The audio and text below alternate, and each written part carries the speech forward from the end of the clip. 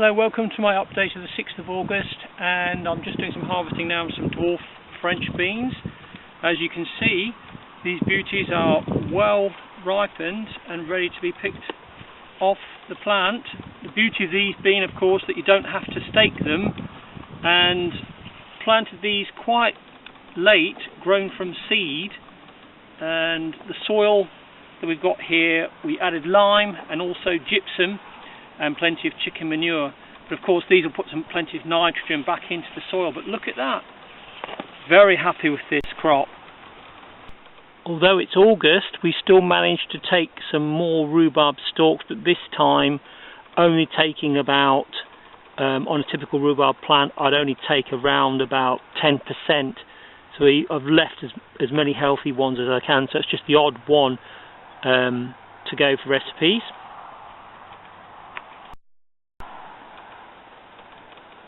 Of course, one of the reasons why people like to live close to the river here on the River Trent was it's fantastic for wild things like blackberries in days when we were all hunter-gatherers, and no different this year.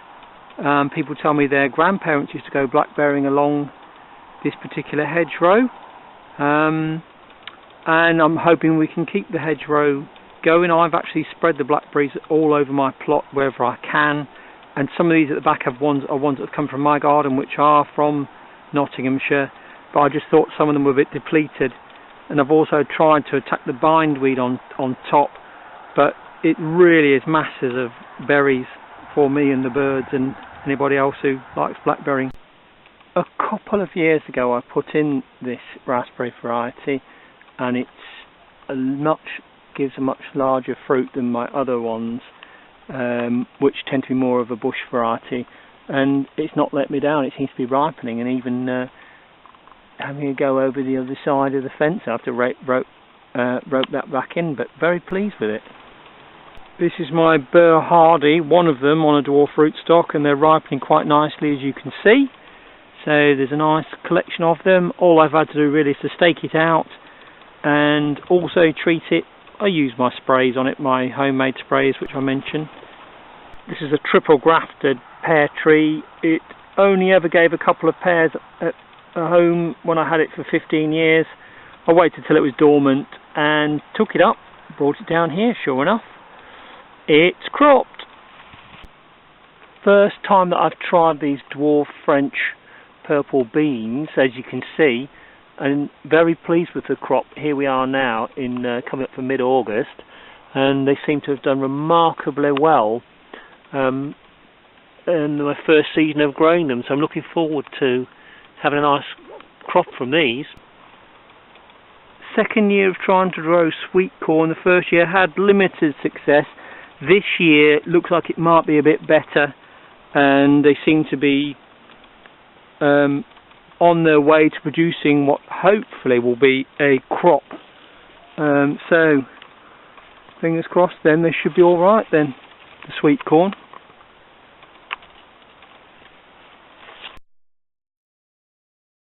And I've also got mini pops in another row, kept them away from them, raced against time for them. I grew them from seed actually, got the seed from Wilco's, had them in a number of places on the plot. Never grown them before. Let's see what happens with them. The dwarf fruit trees being quite hard to maintain, so it's been a very steep learning curve, but I've been rewarded by the constant spraying regime using the homemade sprays, and also any excess branches which have been grown on top of what I think it should bear, I've nipped them off all summer so that only the fruiting branches have been left, so quite pleased. The Pablo beetroot have been very successful here, growing them in squares, again plenty of lime on the soil and gypsum, and also fed it with lots of chicken manure. I'm going to pull this one now and join another one I've got. Very happy with that. This year's been the first year that I've had decent crops on my plum trees down at the allotment. Again, a lot of spraying was necessary using various different compounds which I looked up and fighting the ants off, but it's all worked. So basically I'm looking forward to a nice crop. All sorts of herbs are useful in combating the problems you get with these fruit trees, but it's well worth it, isn't it? And this is on a dwarf rootstock as well. This is one of the fig cuttings I took from a fig tree in my garden, and I've contained the roots. I've got 4 or 5 of these, some of them still in pots. See how they get on next year. I have to pinch out the top leader to get figs for the next few years maybe. Herb and wildflower area looking quite good this year. A baby elderberry, and you've got plenty of mint, some lavender hidden there in front of the roses, and rosemary, oregano, marjoram.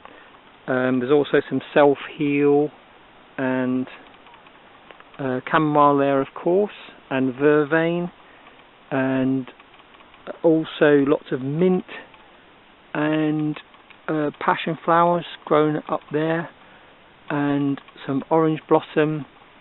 I tried some olives, not got anything on them yet, and at the back the massive bay tree, and of course the usual damsons fighting their way upwards. And at the back there's the beautiful elder tree there. Birds love that, so I put my bird food. Here we have 2 new additions to my herb garden. This is a basil. It's highly scented, very aromatic basil, and I didn't think it would be that hardy, but in actual fact it looks like they are quite hardy, and it's even grown since I've had it. Been taking a few cuttings off it which stimulated growth, so I'd recommend that if you see this one. Very, very aromatic basil, and that's been a good find. The other unusual plant I've got here is called a mushroom plant. No, it isn't a natural mushroom, it is actually called Rungia clossi, an exceptional herb with a delicious mushroom flavour. Perfect for adding to soups and stews, with glossy leaves that can be eaten raw, a great addition to any salad. A rich source of iron and vitamins, and it's originally from Papua New Guinea, above Australasia. Well, it's in Australasia, isn't it? An altogether unique culinary experience. Planted in a warm but shady position in a well-drained soil, it says. Let's see what else we've got on it.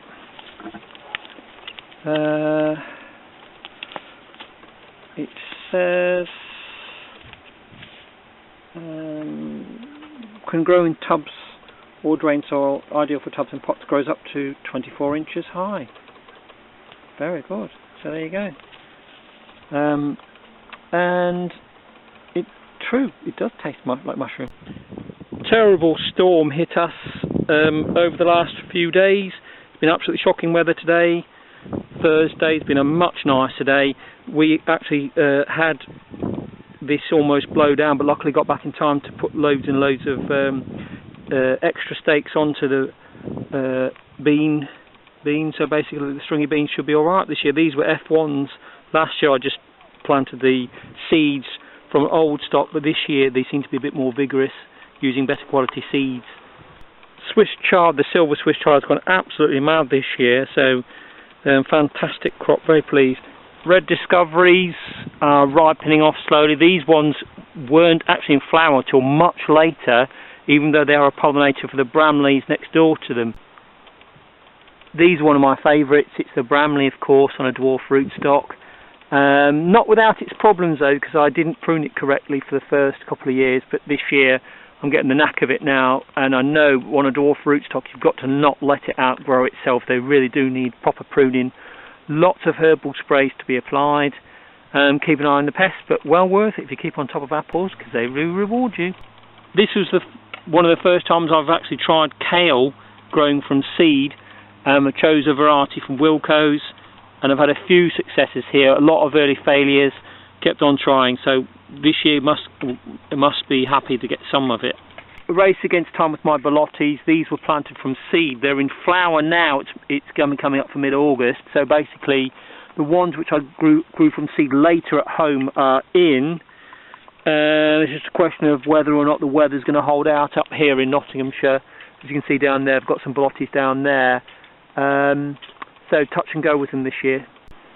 The tomatoes this year I've got are here, and you've got bush tomatoes, and they really do spread. They'll grow 6-8 feet high.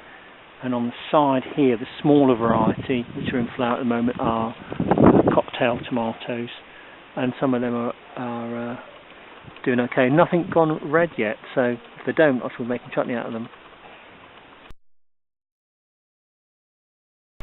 These strawberry plants, which are called Wilco's, they're a compact variety. They'll still produce strawberries. They're in flower now from this year. I didn't realise I'd get a crop this year. It's in August, so I'll probably get them at the end of August. And here we have my elderberry tree, and I'm just cropping it now. Got tired of being buzzed today, so that's it. It's out with the lemon balm. So basically, all you do, pick some sprigs, make sure you're not sensitive to the stuff. Then, once you've got your sprigs, give yourself a bit of a wipe. It buzzed me around my ears down the allotment, terrible, so to put behind my ears, give it a good rub. Close your eyes on the face.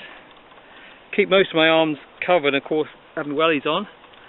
And hopefully with the lemon balm covering, those pesky mozzies won't be so bad. Well, that's it for me. It's the sun setting in August, that's Thursday today.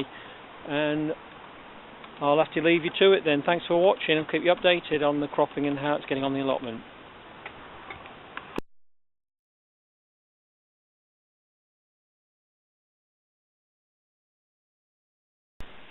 Around 1 kilo of elderberry, 400 grams of blackberry, and a few hundred mils of orange and clementine oil and some zest, and I've got these. Jam!